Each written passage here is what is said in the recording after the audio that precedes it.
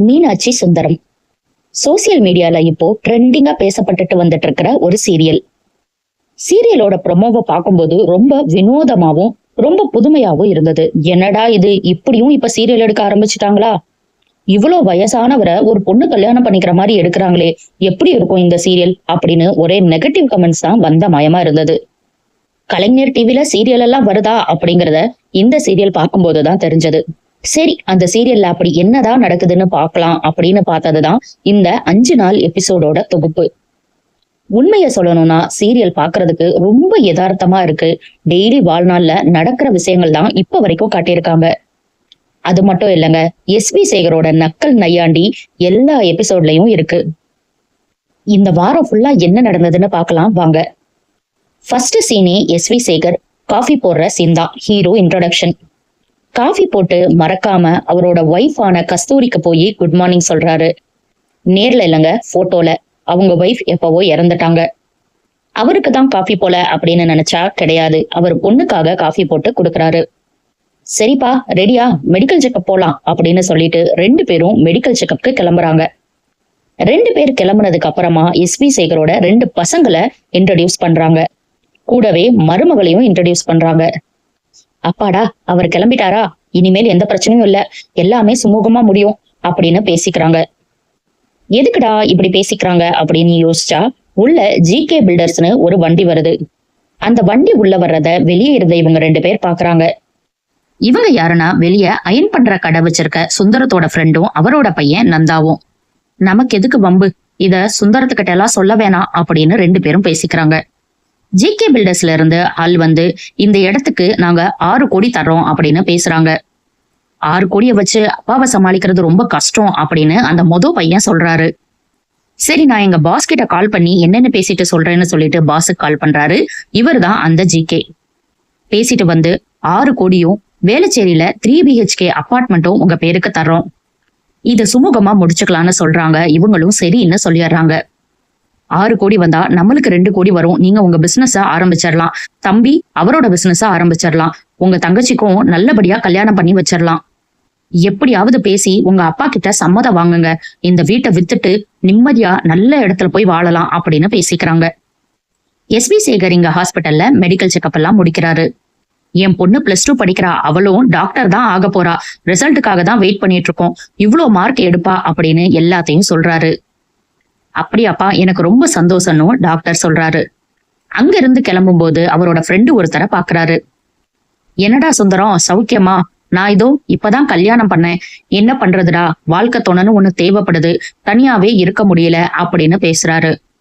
உன்னை பார்த்ததுல ரொம்ப சந்தோஷம்டா அப்படின்னு பேசிட்டு அங்க இருந்து கிளம்புறாரு. சுந்தரத்தோட பொண்ணு சுந்தரத்துக்கிட்ட, ஏன்பா அம்மா இறந்து இவ்வளவு நாள் ஆயிடுச்சு, உங்களுக்கு ஒரு துணை தேடிக்கணும்னு உங்களுக்கு தோணவே இல்லையா அப்படின்னு கேக்குறாங்க. உங்க ஃப்ரெண்டோட ஒய்ஃப் இறந்து 1 வருஷம் கூட ஆகல, அதுக்குள்ள அவரு கல்யாணம் பண்ணிக்கிட்டாரு, நீங்க என்ன நினைக்கிறீங்க அப்படின்னு கேக்குறாங்க. அவன் கல்யாணம் பண்ணதுல நம்ம என்னமா நினைக்க முடியும், அவன் தான் தெளிவா சொல்லிட்டானே துணை வேணும்னு. எனக்கு துணை வேணும்னு தோணல, அதே மாதிரி கஸ்தூரி இருந்த இடத்துல இன்னொருத்தைய வச்சு பாக்குறதுக்கு என்னால முடியவே முடியாதுமா, உங்களை வளர்க்கறதுலயே என்னோட நாள் எல்லாம் போயிடுச்சு, அதுவே எனக்கு சந்தோஷம்தான் அப்படின்னும் சொல்றாரு. இந்த டைலாக்க கேட்டதுக்கு அப்புறம் இப்பேற்பட்ட ஒரு மனுஷன் எப்படிப்பா மீனாட்சியை கல்யாணம் பண்ணிப்பாரு அப்படின்னு தான் தோணுச்சு. ஹீரோ இன்ட்ரடக்ஷன் முடிஞ்சிருச்சு, ஹீரோ ஃபேமிலி இன்ட்ரடக்ஷன் முடிஞ்சிருச்சு. அதுக்கப்புறம் வேற யாரு, நம்ம ஹீரோயின் தான். மீனாட்சி ஒரு கோயில்ல 108 குடம் தண்ணி எடுத்து விநாயகருக்கு அபிஷேகம் பண்றாங்க. அத அவங்க பாட்டி உட்காந்து எண்ணிக்கிட்டு இருக்காங்க. ஏண்டி இவ்ளோ கஷ்டப்படுற அப்படின்னும் பேசுறாங்க. நீ பேசாம என்ற வேலையை மட்டும் பாரு பாட்டி அப்படின்னு சொல்றாங்க மீனாட்சி. வேண்டுதலை முடிச்சுட்டு போய் சுந்தரம் பேர்ல அர்ச்சனை பண்றாங்க. அதை பார்த்துட்டு அவங்க பாட்டி ரொம்பவே வருத்தப்படுறாங்க. ராசி நட்சத்திரம் என்னன்னு குருக்கள் கேட்க அது தெரியாதுன்னு மீனாட்சி சொல்றாங்க. பேரை மட்டும் வச்சுட்டு அவருக்காக வேண்டுதல்லாம் பண்றாங்களே எப்படி அப்படின்னு தான் தோணுச்சு. அப்போ ஏண்டி உன்னை வருத்திக்கிட்டு இப்படி எல்லாம் பண்ணிட்டு இருக்கன்னு அவங்க பாட்டி கேக்குறாங்க. அந்த சுந்தரம் ரொம்ப நல்லா இருக்கணும் பாட்டி, நான் அவனை பாக்குற வரைக்கும் அவன் நல்லா இருக்கணும், அப்பாவோட சாவுக்கு காரணம் அவன்தான், நான் அவனை கண்டுபிடிச்சு அவனை ஒரு வழி ஆக்காம விட மாட்டேன், நான் பழி வாங்காம விட மாட்டேன், அது வரைக்கும் அவன் நல்லா இருக்கணும்ல அப்படின்னு சொல்றாங்க. இது புதுசா இருக்கே அப்படின்னு தான் தோணுச்சு. இங்க இந்த வீட்டை விக்கிறதுக்கு அவங்க அப்பாவை எப்படி ஒத்துக்க வைக்கிறதுன்னு எல்லாரும் யோசிச்சு ஆளுக்கு ஒரு gift ரெடி பண்றாங்க. பெரிய பையன் 9,500 ரூபாய்க்கு கண்ணாடி வாங்கி வைக்கிறாரு. அவரோட 2வது மகன் தனக்கு கிஃப்டா வந்த வாட்ச அவங்க அப்பாவுக்கு அவனே வாங்கின மாதிரி கொடுக்கணும்னு பேக் பண்ணி வைக்கிறாரு. மருமக குலோப் ஜாமுன் செஞ்சு ரெடியா வைக்கிறாங்க. சுந்தரமும் மெடிக்கல் செக்கப் முடிச்சுட்டு வீட்டு வாசல்ல வந்து இறங்குறாரு. கோலத்தை பார்த்துட்டு, இந்த கோலம் என்ன அலங்கோலமா மாறி இருக்கு, யாரோ வீட்டுக்குள்ள போயிருப்பாங்க போல இருக்கே அப்படின்னு யோசிச்சு அந்த அயன் கடைக்காரரை கூப்பிட்டு விசாரிக்கிறாரு.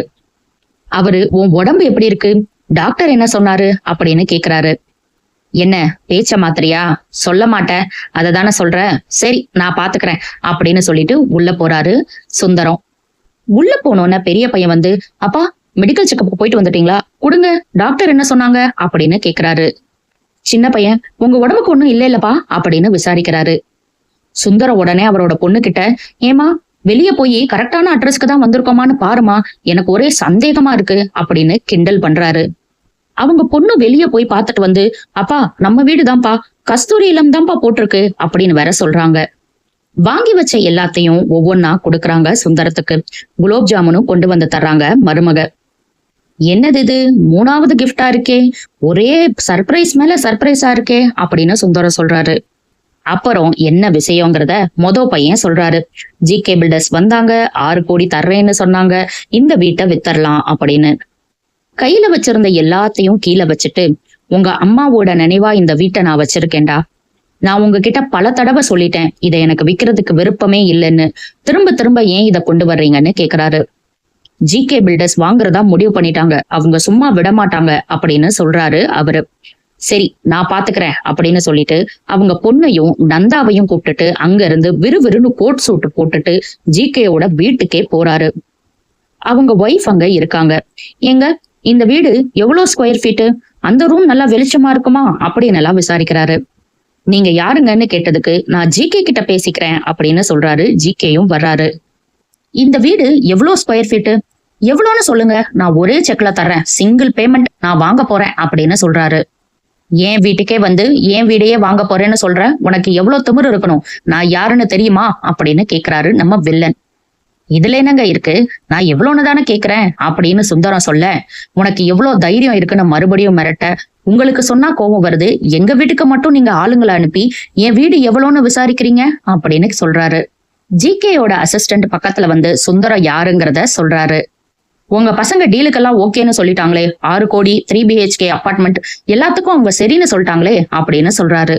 சுந்தர உடனே, ஆனா அவங்க கையெழுத்து போட்டா செல்லாதே, நான் தானே கையெழுத்து போடணும், என் பேர்ல தானே சொத்து இருக்கு அப்படின்னு திரும்பி பேசுறாரு. அந்த வீடு என் பொண்டாட்டி ஞாபகமா நான் வச்சிருக்கேன், நாங்க ரொம்ப கஷ்டப்பட்டு அந்த வீடை கட்டணும், என் பொண்டாட்டி எப்பயுமே சொல்லுவா, நம்ம வாழணும், நம்ம பசங்க வாழணும், அவங்களோட பசங்க இங்க வாழணும், நம்ம இங்க இல்லைன்னாலும் நம்மளோட நினைவா இந்த வீடு இருக்கணும்னு அவ சொல்லுவா. அது கல்லும் மண்ணும் நிறைஞ்ச வீடு கிடையாது, பல இன்பங்களையும் துன்பங்களையும் பார்த்த வீடு அப்படின்னு சொல்றாரு. ஒரு வீடை கல்லு மண்ணா பார்த்தது என்னோட தப்புதான், அந்த வீட்டுல இவ்வளவு சென்டிமெண்ட் இருக்குன்னு எனக்கு தெரியாதுங்க, இனிமேல் நான் அந்த வீட்டை வச்சு உங்களை தொந்தரவு பண்ண மாட்டேன், யாராவது வந்து உங்களை தொந்தரவு பண்ணாங்கன்னா சொல்லுங்க, நான் பாத்துக்கிறேன்னு சொல்றாரு. என்னடா இது பொசுக்குன்னு வில்லன் அப்பவே திருந்திட்டாரே அப்படின்னு தோணுச்சு. சொல்ற விதத்துல சொன்னா எல்லாரும் புரிஞ்சுப்பாங்க போல. இந்த சீன் ரொம்ப நல்லாவே தான் இருந்தது. அதுக்கப்புறம் ஒரு 3 கேரக்டரை இன்ட்ரடியூஸ் பண்றாங்க. சிவசு, அவரோட பையன், அவரோட ஒய்ஃப். இவர் எப்பேற்பட்ட ஆளுன்னா, ஒவ்வொரு ஃபங்க்ஷனுக்கும் புது ட்ரெஸ் தான் போட்டுட்டு போவாரு. ஆனா எப்படி போட்டுட்டு போவாருன்னா, ஆன்லைன்ல ஆர்டர் பண்ணி போட்டுட்டு அன்னைக்கு சாயங்காலமே பிடிக்கலன்னு ரிட்டர்ன் பண்ணிடுவாரு. கிட்டத்தட்ட கஞ்ச பிசினாரி தான். இவர் யாருடா இப்படி ஒரு கேரக்டர், கொஞ்சம் காமெடியான கேரக்டர், கஞ்ச பிசினாரித்தனமான கேரக்டர் யாரு அப்படின்னு யோசிச்சுட்டு இருக்கும் போது, இவர் வேற யாரோ இல்ல, அந்த வீட்டுல இருக்கிற மருமகளோட அப்பா. கரெக்டா அவங்க பொண்ணும் அந்த டைம்ல கால் பண்றாங்க. என்னம்மா பில்டர்ஸ் வந்தாங்களா, பேசினாங்களா, விற்க போறீங்களா, பணம் வரப்போதா அப்படின்னு கேக்குறாரு. எங்கப்பா என் மாமனார் எதுக்குமே ஒத்து வர மாட்டேங்கிறாரு அப்படின்னு நடந்ததெல்லாம் சொல்றாங்க இவங்க. சரிம்மா நான் பாத்துக்கிறேன், நீ ஒண்ணு கவலைப்படாதன்னு அவரு சொல்றாரு. சாயங்காலமா மறுபடியும் உட்காந்து சுந்தரம் தன்னோட பசங்க கிட்ட பேசுறாரு. நம்ம உன்ன வேணும்னு நினைச்சிட்டா அங்க பயங்கிறதே இருக்காது. வேணான்னு முடிவெடுத்துட்டா அங்க பயம் மட்டும்தான் இருக்கும். நான் இந்த வீடு வேணும்னு நினைச்சேன், எனக்கு எந்த பயமும் இல்ல. ஆனா உங்களுக்கு எப்பவோ இந்த வீடு வேணான்னு தோணிருச்சு அப்படின்னு சொல்றாரு. அதுக்கப்புறம் அவரோட பேரை வந்து உட்காந்து பேசிட்டு இருக்காரு. கேரம்ல என்கிட்ட தோத்துட்டீங்கல்ல அப்படின்னு சொல்லி பேசுறாரு. உன்கிட்ட தோத்ததுல எனக்கு எந்த பிரச்சனையும் இல்லடா, உங்க அப்பா கிட்டையும் சித்தப்பா கிட்டையும் தோத்துறக்கூடாதுன்னு தான் போராடிட்டு இருக்கேன்னு அவரு சொல்றாரு.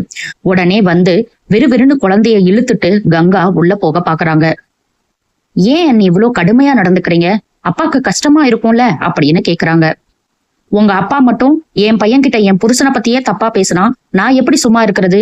நீ வேணா உங்க அப்பாக்கு லிட்டில் பிரின்சஸா இருக்கலாம், ஆனா எனக்கு கிடையாது, வாயை மூடிட்டு போ அப்படின்னு சைகையிலையும் காட்டிட்டு உள்ள பையனை இழுத்துட்டு போயிடுறாங்க.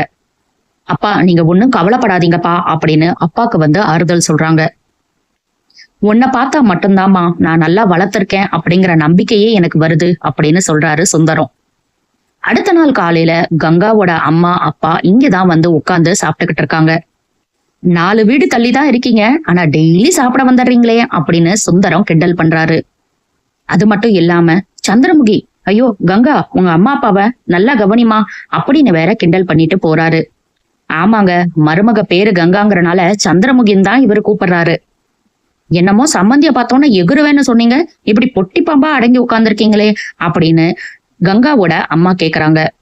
என்னடி பண்றது, சொத்து அவர் பேர்ல எல்லாம் இருக்கு அப்படின்னு பேசுறத சுந்தரமும் கேட்டுட்டு ரொம்பவே மனசு கஷ்டப்பட்டு அங்க இருந்து போறாரு.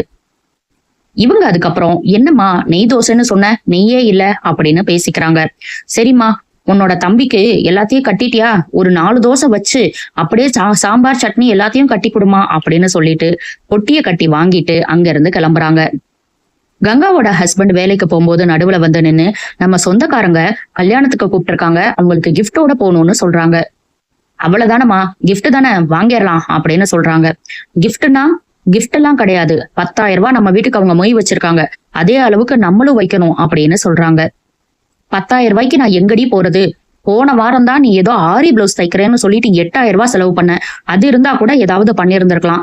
இப்போ நான் என்ன பண்றது 25,000 ரூபாய் சம்பளத்தை வச்சுட்டு அப்படின்னு கேக்குறாரு.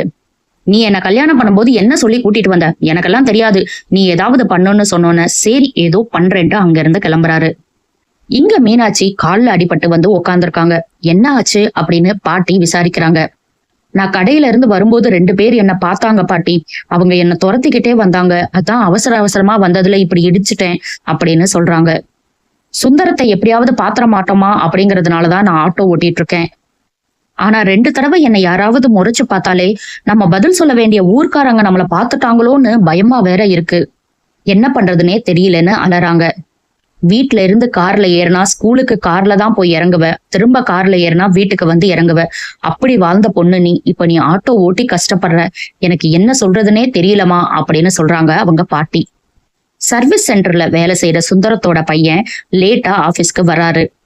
10,000 எப்படி ரெடி பண்றதுன்னு தெரியாம அங்க வேலை செய்யற அவரோட ஃப்ரெண்டு கிட்ட கேக்குறாரு. இதுக்கு முன்னாடி எத்தனை தடவை நீ என்கிட்ட கேட்டிருக்க, எப்பயாவது திருப்பி தந்திருக்கியா? நான் எப்படிடா உன்கிட்ட தர்றது, கொடுக்கறதுக்கு என்கிட்ட இப்ப பணமும் இல்லைன்னு சொல்றாரு. அது இல்லாம சூப்பர்வைசர் வந்து இப்படி நீங்க லேட்டா வந்துகிட்டே இருந்தீங்கன்னா அப்புறம் இங்க வரவே முடியாதுன்னு வேற சொல்றாரு. காலேஜ்ல சீனியருங்கிறனாலதான் இப்ப வரைக்கும் சும்மா இருக்கேன், இனிமேல்லாம் சும்மா இருக்க முடியாதுன்னு சொல்லிட்டு போறாரு. இவெல்லாம் எனக்கு அட்வைஸ் பண்றானே அப்படின்னு யோசிக்கிறாரு இவரு. பையனோட வாழ்க்கை அப்படி போயிட்டு இருக்க 2வது பையனோட வாழ்க்கைய பத்தி சொல்றாங்க. கிரிக்கெட் விளையாண்டுட்டு வராரு. அவருக்கு ஒரு போன் கால் வருது. ஓகே பேபி, வந்துடுறேன் பேபி அப்படின்னு சொல்லிட்டு வைக்கிறாரு. என்னடா உன் லவர் திவ்யாவா, எப்படா திவ்யாவை கரெக்ட் பண்ண அப்படின்னு கேக்குறாங்க. இதோ கதை சொல்ல ஆரம்பிக்கிறாரு அருள். ஃப்ரெண்டோட தங்கச்சிய டிராப் பண்ண போன இடத்துலதான் முதல்ல திவ்யாவை பார்த்தேன். உடனே சோசியல் மீடியால போய் ஒரு அக்கௌண்ட் கிரியேட் பண்ணி அவ போட்டிருந்த எல்லா போட்டோக்கும் லைக் பண்ணி கமெண்ட்ல லவ்வா அள்ளி தெளிச்சிட்டேன்.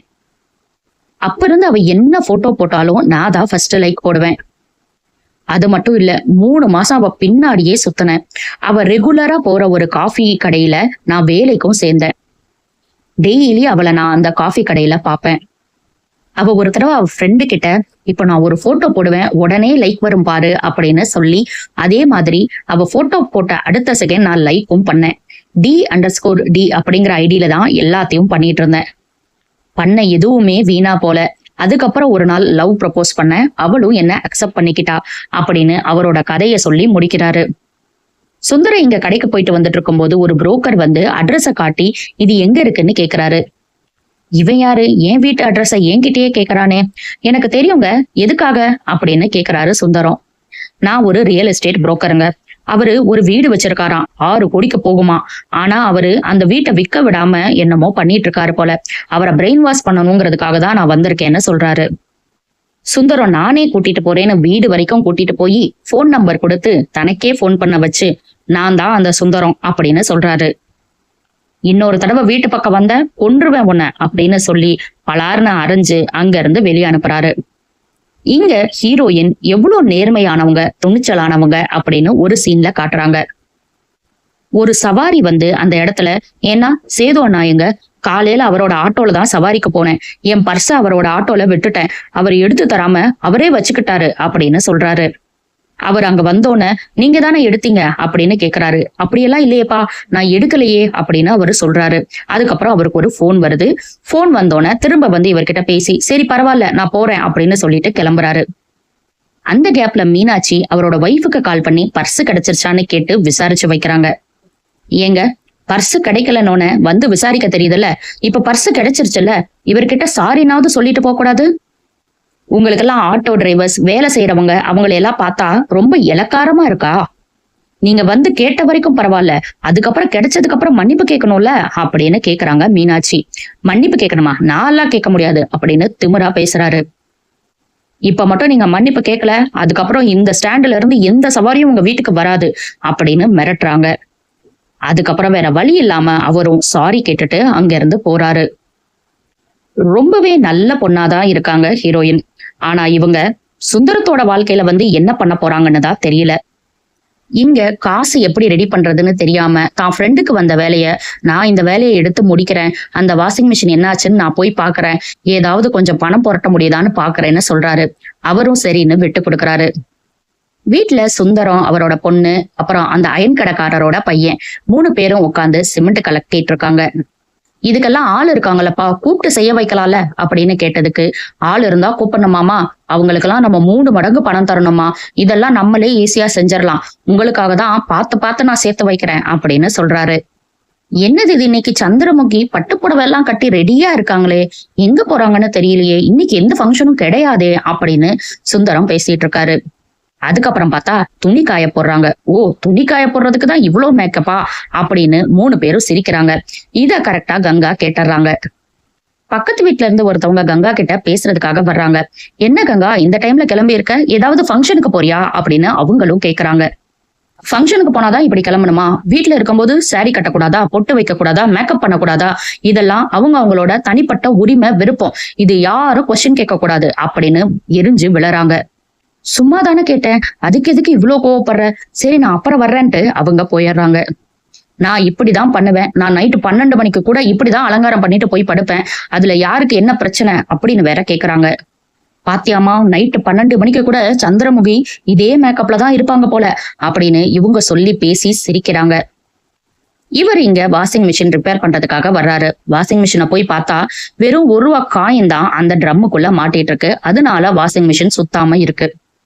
ஆனா இத சொன்னா காசு கிடைக்காதே, அதனால அவங்க கிட்ட போய், ட்ரம் ரிப்பேர் ஆயிடுச்சுமா, இத மாத்தணும்னா 14,000 ஆகும், எங்க ஆபீஸ்ல ஒரு ட்ரம் இருக்கு, அதை கொண்டு வந்து போட்டேன்னா 10,000த்துல முடிச்சிடலாம் அப்படி இப்படின்னு பேசி அவங்கள ஒத்துக்க வைக்கிறாரு. அவங்களும் சரின்னு சொல்லிடுறாங்க. தன்னோட ஃப்ரெண்டுக்கு போன் பண்ணி, டேய் ஆபீஸ்ல இருக்கிற ட்ரம்ம கொஞ்சம் சரி பண்ணி கொண்டு வாடா, 10,000 ஆகும்னு சொல்லியிருக்கேன், அதை வச்சு நான் சமாளிச்சுப்பேன்னு சொல்றாரு. டேய், இதெல்லாம் வெளியே தெரிஞ்சா பெரிய பிரச்சனையாயிரும்டா, சரி உன்னை நினைச்சாலும் பாவமாதான் இருக்கு, நான் ட்ரம்ம சரி பண்ணி கொடுத்து அனுப்புறேன் அப்படின்னு சொல்லிட்டு வச்சிடறாரு. உள்ள போனா அந்த ஃபேமிலியை மீட் பண்ண ஒரு ஃபேமிலி வந்திருக்காங்க, பத்திரிக்கை கொடுக்கறதுக்காக வந்திருக்காங்க.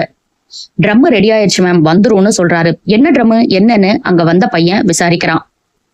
மிஷின் ஓடலையா, நான் வந்து பாக்குறேன் அப்படின்னு அவரு போய் பாக்குறாரு. அந்த காயினை எடுத்துறாரு.